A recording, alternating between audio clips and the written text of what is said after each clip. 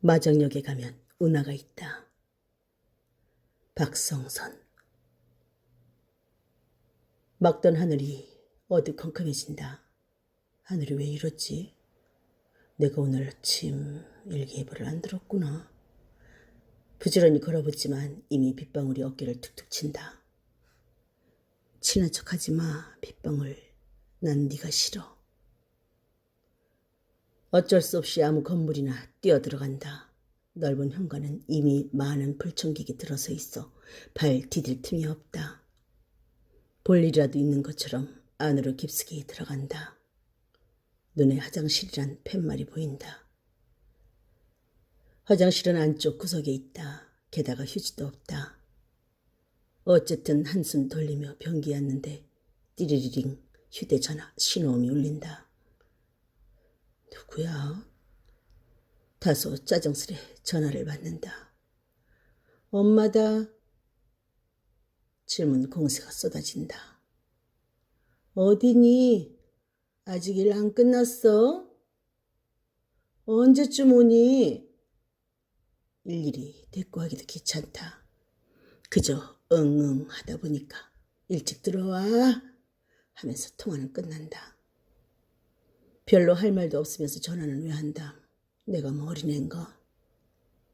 딱히 엄마에게 불만이 있는 건 아니면서 괜시리 툴툴거려 본다. 그새 비가 그쳤나? 들어온 곳과 반대쪽 출구로 신세진 건물을 나선다. 그러니까 여기는 뒷골목이구나. 새로 지은 빌라 몇 동에 깨끗한 느낌을 주며 서 있다. 예나 빌라 실 입주금 얼마부터. 도대체 그게 무슨 뜻인지 정확히 난 모른다.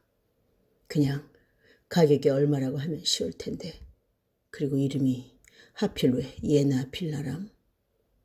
걷다 보니 시간이 궁금하다. 오늘 아빠랑 점심 약속했는데 내가 왜 여기서 이러고 있지? 몇 시까지 가겠다고 했더라?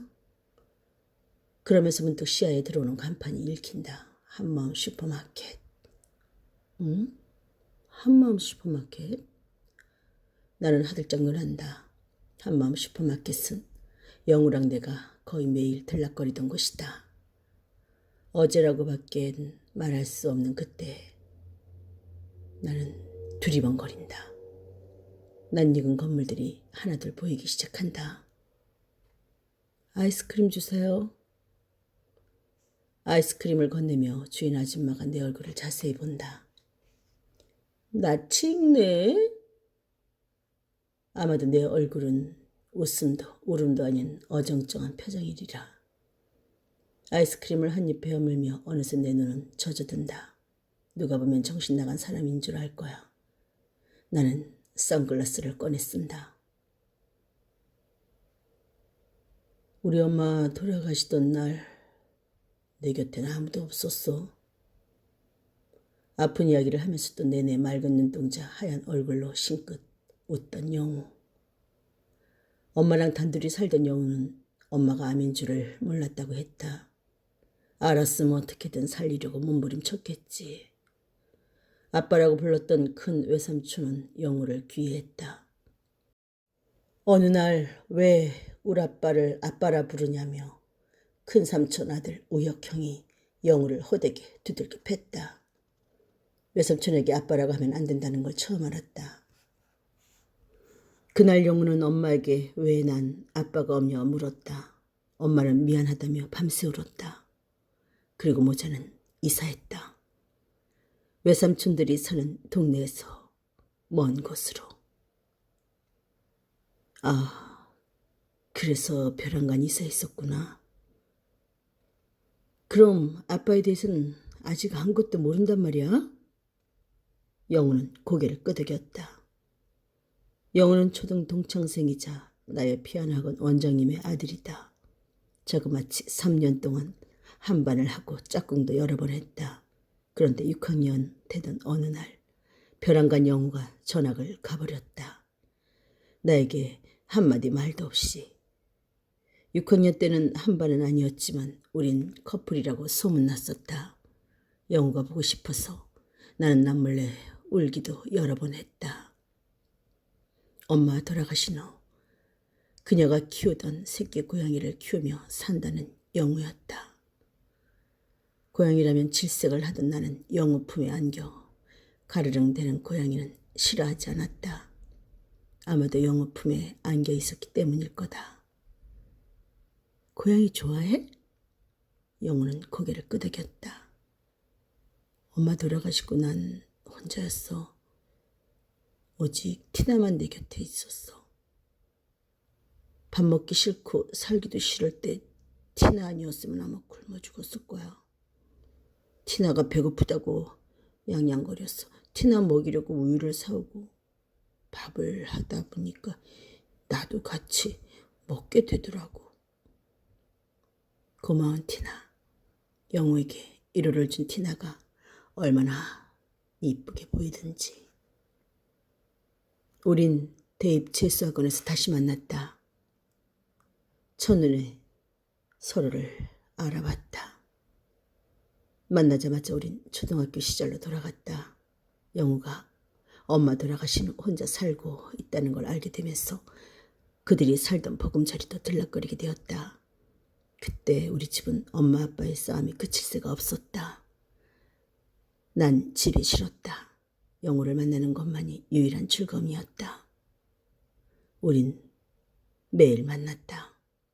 그리고 우린 결혼했다. 비록 친구 몇 명만 참석한 비공식 결혼식이었지만 처음 영우는 결혼을 반대했다. 널 고생시키긴 싫어. 나도 널 혼자 놔두긴 싫어.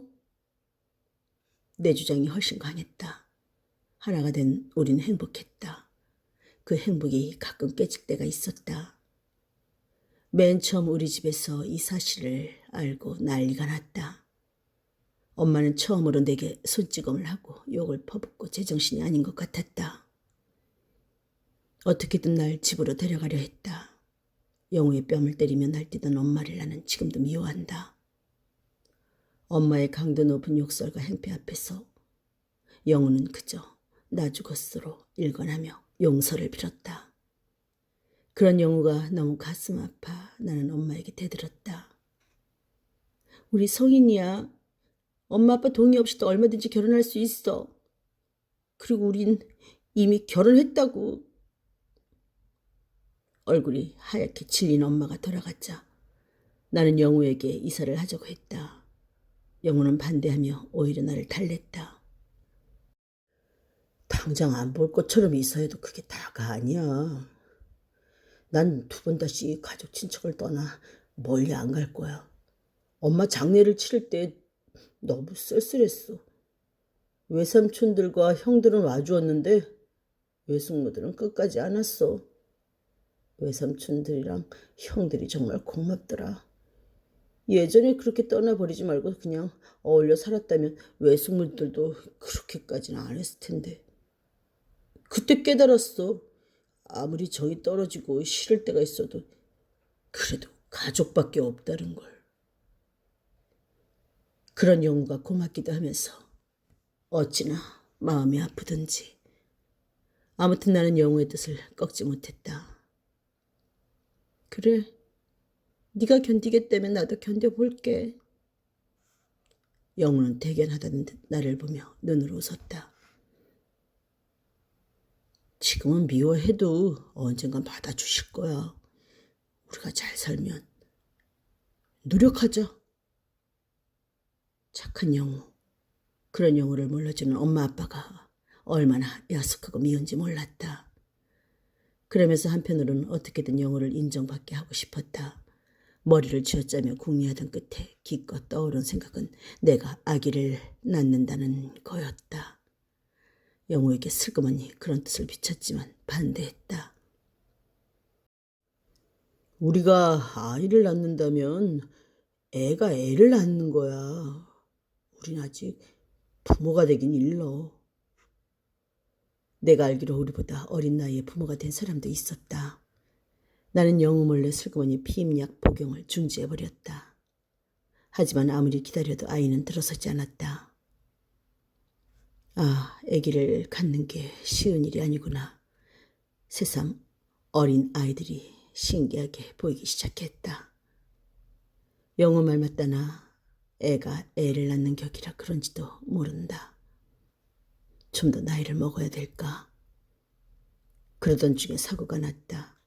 영우가 애지중지 기르던 고양이 티나가 거리에 나갔다가 그만 차에 치여버린 것이다.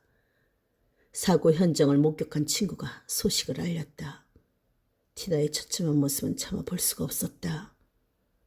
영우는 울면서 차가워가는 혼잡한 거리에서 티나의 갈갈이 찢긴 몸을 수습해 종이 상자에 담았다. 영우가 울면서 티나를 주워 담자 차들도 속도를 늦추고 천천히 지나갔다. 나는 얼마나 마음을 졸였는지 모른다. 나 같으면 도저히 못할 일이다. 고양이 티나의 자리는 컸다. 난 솔직히 티나가 싫을 때가 많았다. 그런데 그건 내가 티나와 정들이는 과정이었던가 보다. 티나의 밥그릇만 봐도 눈물이 났고 옷에 붙어있는 털을 보면 손바닥에 올려놓고 물끄러미 바라보고 있는 나를 발견할 때도 있다. 결국 나는 영우에게 아기 고양이를 기르자고 했다. 영우는 의외인 듯 물었다. 넌 고양이 싫어하잖아. 아니야. 나도 고양이 잘 기를 자신 있어. 며칠 후 영우가 조그만 아기 고양이를 데려왔다. 엄마가 없어진 고양이야. 형제가 7인데 다 분양되고 얘 하나만 남았어. 마치 아기처럼 양양대는 아기 고양이가 어찌나 앙증맞은지 나는 온 정성을 쏟았다. 얘 엄마는 왜 없어진 거야? 뭐 우리 티나처럼 사고를 당했겠지. 고양이는 모성애가 엄청 강해서 새끼를 버리는 일은 없다니까. 나는 고개를 주워기다. 얘 이름을 티나로 할까? 물었더니 영우가 싫다고 했다. 티나는 나한테 특별한 고양이였어. 그 이름은 그냥 놔둬. 이름만 들어도 너무 마음이 아프니까. 그래서 아기 고양이 이름은 우나가 되었다. 영우의 우와 내 이름 예나의 나를 합해서. 실상 나는 고양이에 대해 아는 것이 없었다. 고양이를 집안에서 기르려면 소 대변을 가리도록 화장실을 마련해 주어야 하는데 그저 밥이란 주고 귀여워만 하면 되는 줄 알았으니까. 가엾은 누나는 소 대변 떼면 집안을 빙빙 돌아다니며 쩔쩔맸다. 그때마다 나는 바보같이 우나가 밖으로 나가고 싶어 그런 줄 알았다. 밖에 나가면 더러워져. 기껏 그렇게 말하며 우나를 가둬놓았다. 우나는 결국 우리 화장실 바닥에 볼일을 보고는 했다. 몇 번은 무던하게 참고 치웠으나 말 그대로 몇 번이었다. 차츰 짜증이 나는 게 아닌가. 고양이 배설물 냄새는 독하다. 차마 영우에게는 아무 말 못하고 끙끙 앓았다. 우나가 싫어서 견딜 수가 없게 되었다. 티나는 다 큰 고양이였고 노아 길렀기 때문에 티나의 소 대변 때문에 내가 신경 쓴 적이 없었다. 우나가 볼일 볼 때 문만 열어주었어도 나는 왜 그렇게 모르는 게 많았을까. 그날도 집안 청소를 다 마치고 돌아설 쯤 우나의 그 냄새가 풍겨왔다. 모처럼 친구와 만나기로 한 약속 시간이 되어가는데 큰 볼일을 푸짐하게 본 우나는 제 배설물의 냄새를 맡고 있었다. 그것을 보는 순간 참을 수 없도록 화가 치밀었다. 마침 손에 잡힌 파리채로 조그만 우나의 등을 사정없이 내리쳤다. 우나의 입에서 기묘한 비명소리가 터져나왔다. 돌아보는 우나의 표정은 분명 일그러져 있었다. 너무 아파, 너무하잖아 하는 것 같았다. 그러건 말건 화가 잔뜩 난 나는 문을 열고 우나를 내쫓았다. 차라리 없는 게 낫지. 골목길 저만치 멀어져가는 우나를 보며 속이 시원해졌다. 그런데 그날 저녁 귀가하는 영우의 품에 우나가 안겨 있었다. 영우는 연신 우나를 쓰다듬으며 글쎄 이놈이 나를 기다린 모양이야. 날 보더니 야옹야옹하며 쫓아오잖아 한다. 소름이 돋는 것 같았다. 나를 흘끔거리며 야옹거리는 소리가 끔찍하기까지 했다. 그 이후 영우가 집을 났으면 나는 운하를 내쫓았다. 제발 어디로 가버려. 하지만 운하는 언제나 영우와 함께 기가했다. 진저리 나는 배설물과의 싸움을 도저히 참을 수가 없었다. 나는 마침내 운하를 멀리 갖다 버리기로 결심했다. 마침내 그날 영우와 한 이불 속에서 자던 운하는 영우가 일하러 간 후에도 자고 있다. 다른 땐 영우와 같이 일어나서 뒤를 졸졸 따라다니는데 나는 미리 준비한 상자에 잠든 운하를 움켜 잡아 넣었다. 그리고 보자기로 꼭꼭 쌌다. 운하가 나한테 왜 이러는 거냐며 가냘프게 야옹거렸다. 난 네가 싫어. 네 털도 싫고 네 오줌도 끔찍해. 나는 진저리를 치며 상자를 안고 집을 나섰다. 가까운 곳에 버리면 안 될 것 같아 길을 건너서 한참을 더 갔다. 쟤까지 고양이 주제 이 정도면 찾아올 수 없겠지 싶을 때까지. 나도 어딘지 알 수 없는 동네 골목에서 상자를 풀었다. 운하는 상자에서 나오며 사방을 두리번거린다. 여기가 어디야 하는 듯. 그리고 이내 앞을 향해 걸어간다. 조금 걷다가 뒤를 돌아본다. 왠지 가슴이 조금 아프다. 이제라도 데리고 가야 하지 않을까 싶었지만 나는 냉정하게 뒤돌아섰다. 잘 가서 잘 살아. 내가 너무 한다는 것을 알지만 그래도 운하 때문에 영우랑 헤어질 순 없지 않은가. 사실 그런 생각까지 들 정도로 내가 받는 스트레스는 대단했다. 그때 누가 고양이 기르는 법을 제대로 가르쳐 주었으면 얼마나 좋았을까. 운하가 없는 며칠은 지극히 평온했다. 그런데 운하가 없어진 걸 알게 된 영우가 몇 날 며칠 운하를 찾아 헤맸다. 어디로 갔지? 얘가 벌써 발정을 했나? 발정? 티나도 발정을 하면 집을 나갔었거든. 참 가지가지다. 짐승이라도 할 건 다 하네. 영우가 느닷없이 묻는다. 너 그거 아니? 고양이는 싫은 상대하고는 절대로 짝짓기 안 한다. 내가 그런 걸 알 리가 없지. 아무튼 고양이는 묘한 동물인 건 틀림없어. 운하가 없으니까 난 너무 편했다. 그 지긋지긋한 배설물을 안 치워도 되니까. 그랬는데 얼마 후 영우가 사고를 당했다. 그날 영우는 저녁 알바를 나가고 난 설핏 잠이 들었다. 그날따라 몹시 피곤했다. 꿈속에서 영우가 내게 손을 흔들며 웃고 있었다. 그런데 영우의 품에 운하가 안겨있는 게 아닌가 쏘스라쳤다. 눈을 번쩍 뜨고 사방을 둘러보았다. 그리고 혹시나 싶어 현관문도 열어봤다. 사방 어디에서도 고양이 울음소리 같은 건 들리지 않았다. 안심했다. 영우는 오토바이로 치킨 배달을 했다. 어쩌면 영우는 나 때문에 그렇게 됐는지도 모른다.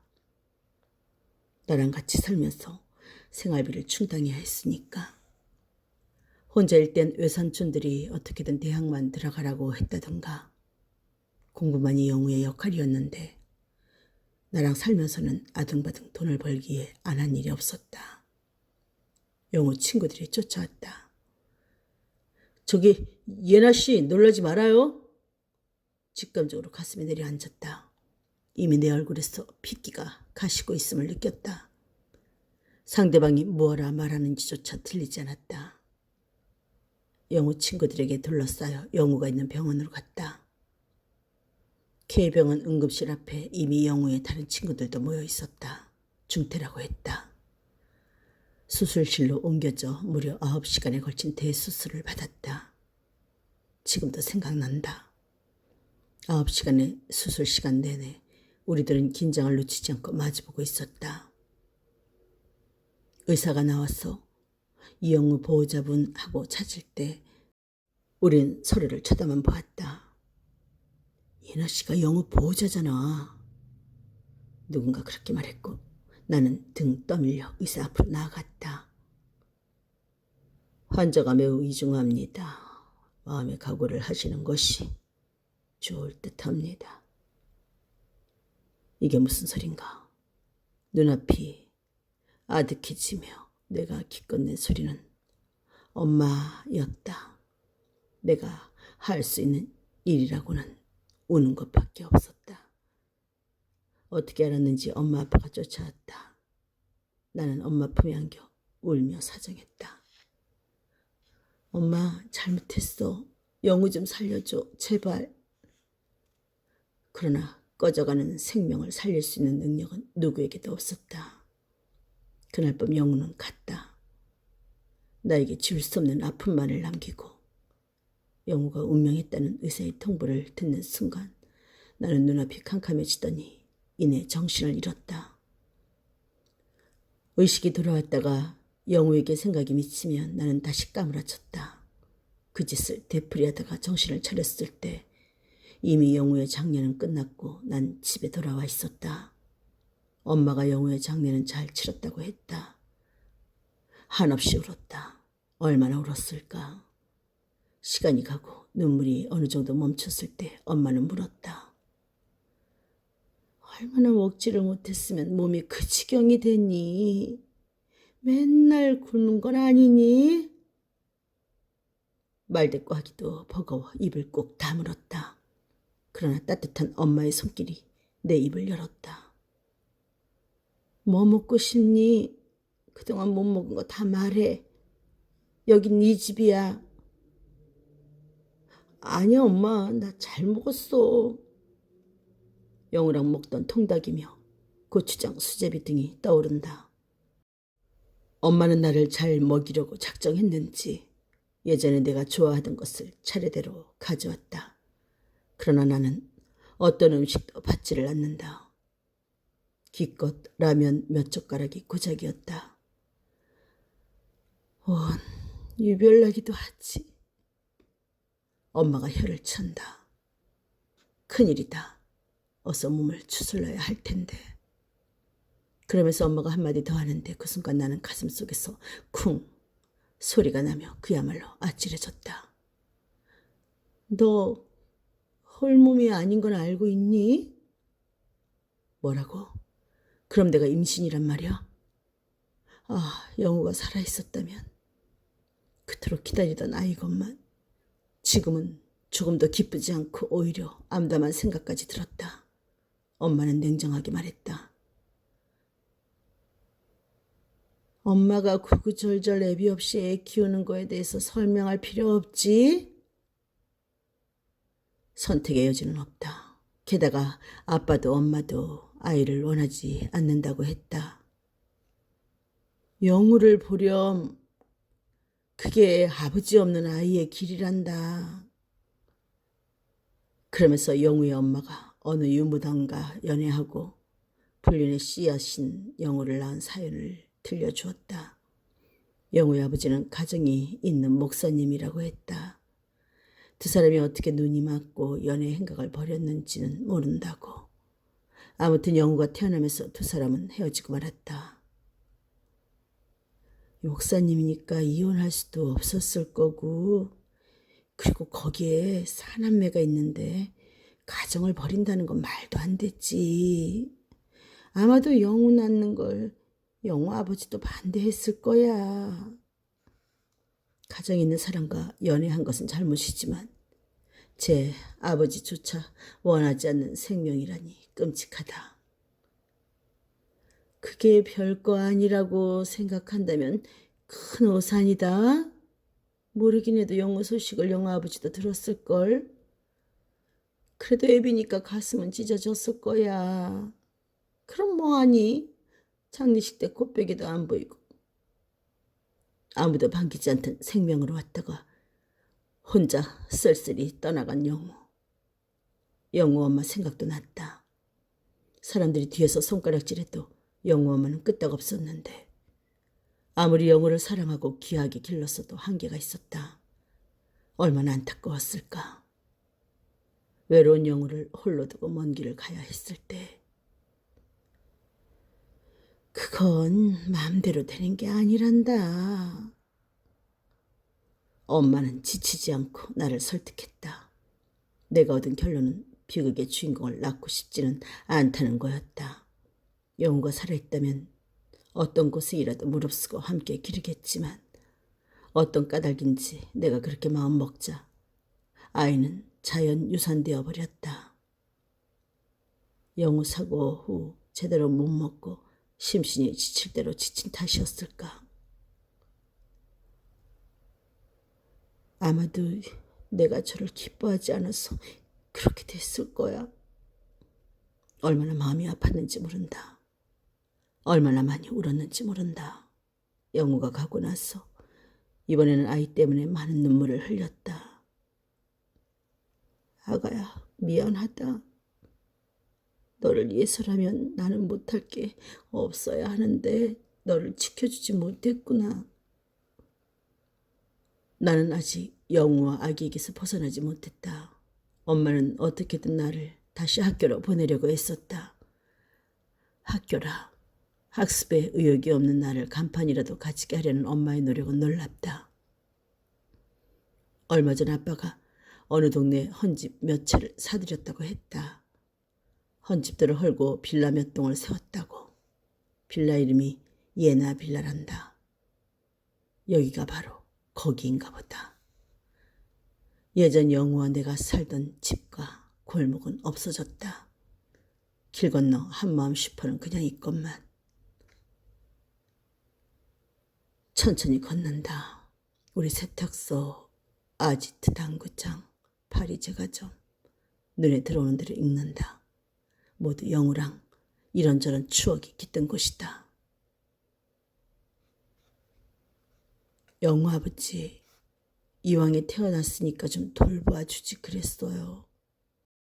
그랬다면 영우는 아직 살아있을 텐데, 조금만 도와주었다면 그렇게 고생 안 해도 되었을 텐데, 어떻게 그렇게 영우를 팽개쳐 버릴 수가 있어요? 영우가 아주 없어져서 후련하겠네요. 나는 얼굴도 모르는 영우 아버지를 끝없이 원망했다. 어떻게 그럴 수가 있어요? 어떻게? 나한테는 너무나 소중한 사람인데. 그러면서 이번에는 눈에 들어오는 동네 통닭을 읽는 순간 정신이 번쩍 든다. 아, 영우가 알바하던 집이다. 맞아, 저 집에서 주문받은 닭을 배달하러 가다가 사고를 당했어. 평균 하루 3명씩 오토바이 사고로 희생됩니다. 안전장치를 해도 일단 사고가 나면 위험한데 그마저 안 한다니까요. 영우의 사고를 설명하던 경찰관도 생각난다. 하루 3명의 희생사 수에 불쌍한 영우도 포함되었다. 그때였다. 동네 통닭 옆골목에서 고양이 새끼가 야옹거리며 걸어 나온다. 태어난 지 얼마 안 된 것 같은 아주 작은 아기 고양이다. 나도 모르게 걸음이 멈춰진다. 어머, 아기 고양이야? 중얼거리며 바라보는데 큰 고양이가 잽싸게 쫓아나오더니 아기 고양이를 물고 들어간다. 잠깐 동안 벌어진 일이다. 나는 멍하니 골목을 바라본다. 참, 귀찮아도 새끼를 낳아 기르니 모른 척할 수도 없고. 동네 통닭 주인 여자가 미처 나를 보지 못한 채 투덜거린다. 저놈의 운한지 뭔지 어디 딴 데 보낼 수 없나? 저 혼자 양양대는 것도 듣기 싫은데 새끼들까지 울어대니 원. 운아, 내가 잘못 들은 건 아니지? 나는 말을 건네었다. 새끼를 낳았나 봐요.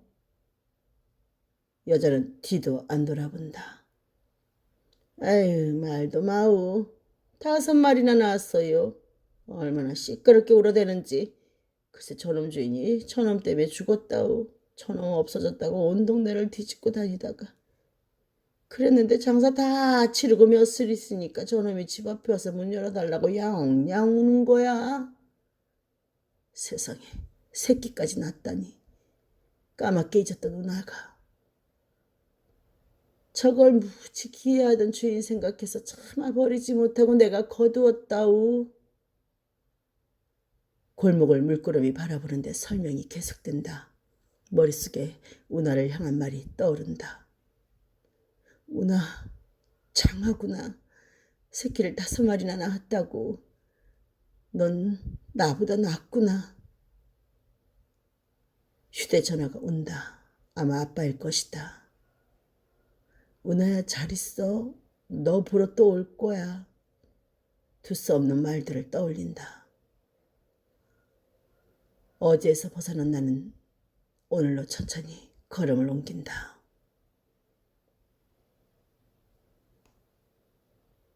낭독이 끝났습니다.